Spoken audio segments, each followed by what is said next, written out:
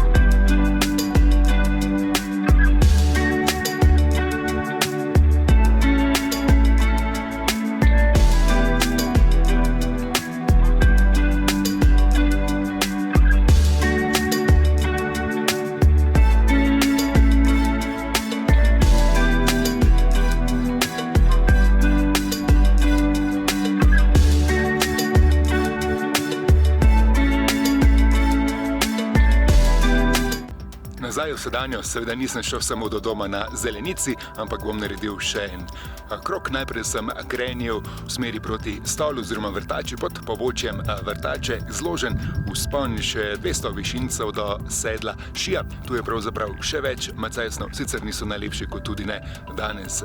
Vreme za prave jesenske barve je res lepo, da je lep sončen dan. Tule na Zelenici bi bilo posebej lepo v pozno popoldanskih sončnih urah. No, No, šije se bom spustil do Koče pri izviru Završnice in od tam nazaj do doma na Zelenici in proti Ljubelju. Sem pa na sedlu videl še tale vrh, kjer sem zdaj, srednji vrh 1796 metrov, da sem naredil še eno kljukico, je pa tu tale klopca zagotovo najlepšim pogledom na Stav, pa tudi proti Blejskemu jezeru.